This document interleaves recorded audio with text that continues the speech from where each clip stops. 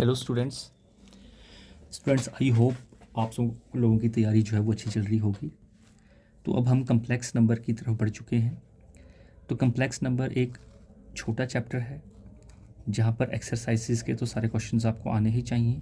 तो मैं यहाँ पर कुछ मिसलिनियस के क्वेश्चन डिस्कस कर रहा हूँ जिनके भी आने के चांसेस हैं। चलिए देखते हैं। ये पहला क्वेश्चन है।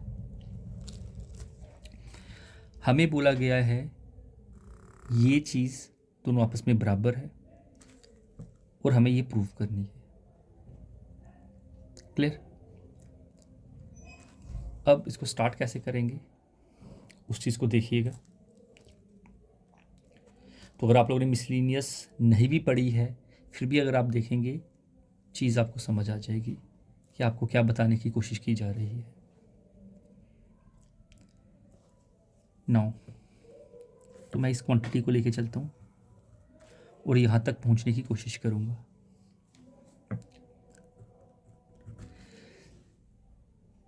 सबसे पहले मैं इस बात को ऐसे लिखता हूँ।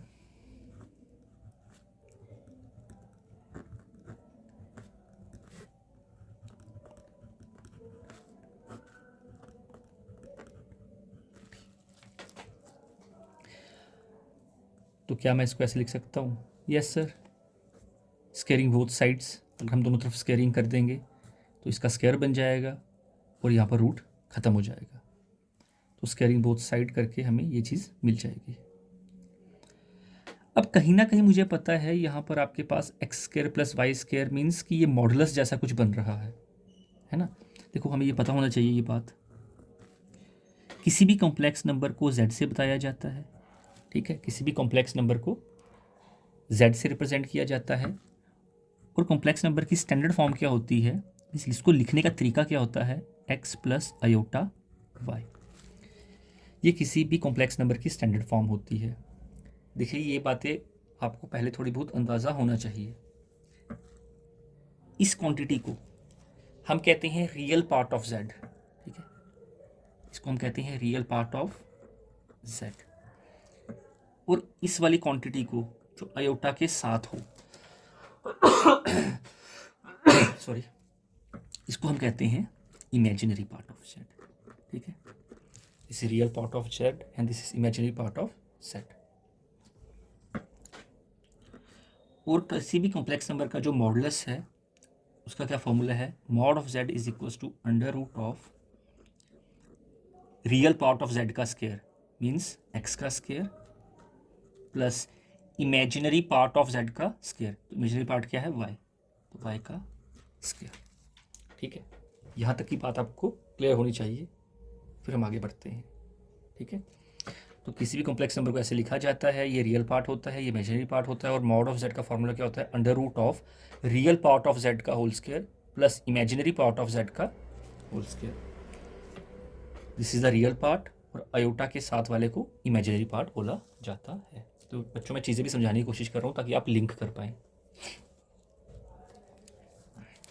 अब मैं करता हूँ यहाँ पे टेकिंग मॉडुलस बोथ साइड।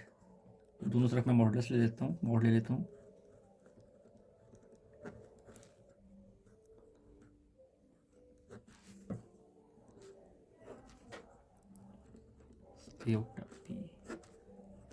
चीज़ ध्यान से देखिएगा, अगर आपने नहीं भी ये क्वेश्चन किए हैं तो आपको समझ आ जाएगा।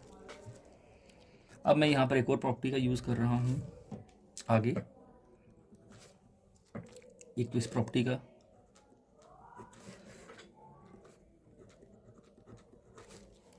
मीन्स अगर स्केयर यहाँ पर अंदर है तो मैं इसको स्केयर को बाहर लिख सकता हूँ। मीन्स इस प्रॉपर्टी का इस्तेमाल मैं यहाँ पर करूँगा, इस स्केयर को मैं ऊपर कर दूँगा और यहाँ पर मैं किसका इस्तेमाल करूँगा?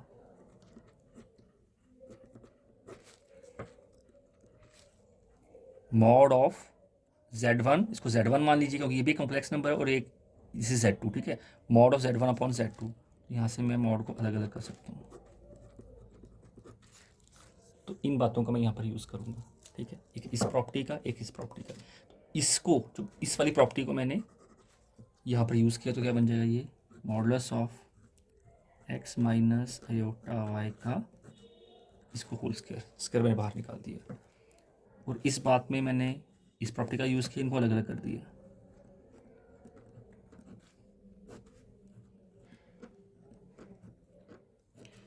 इसी क्वेश्चन में आप कंजुगेट लेके भी कर सकते हैं, आपको जैसा ठीक लगे।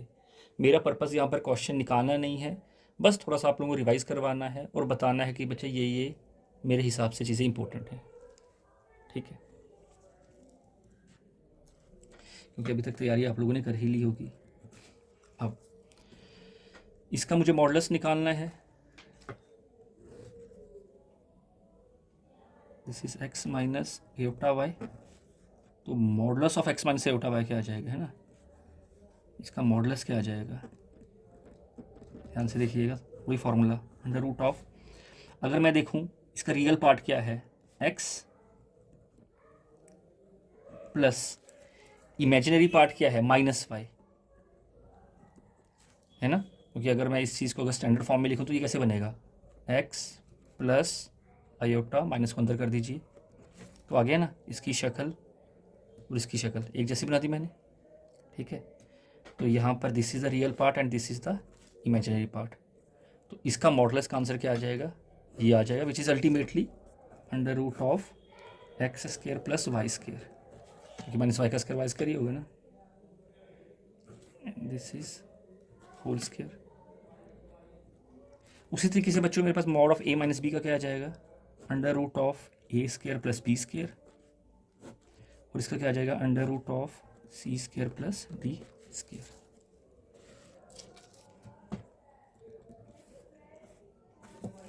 इसको मैं लिख देता हूँ x square plus y square, इसको एक ही सिंगल स्क्वायर रूट लगा देता हूँ।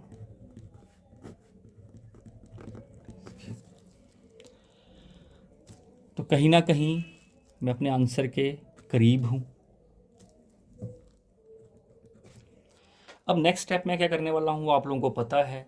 सर मुझे यहाँ पर स्क्वायर रूट नहीं चाहिए, तो मुझे स्क्वायरिंग बोथ साइड करनी पड़ेगी। जैसे ही मैंने स्क्वायरिंग बोथ साइड की तो ये हो जाएगा x square plus y square का whole square and this is a square plus b square upon c square plus d square. तो ये हो गया मेरा क्वेश्चन यहाँ पे सॉल्व। आई होप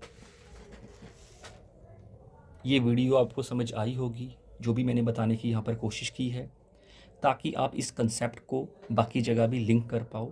ये मेरा पर्पस है। चलिए मिलते हैं बच्चों नेक्स्ट वीडियो में। Thank you.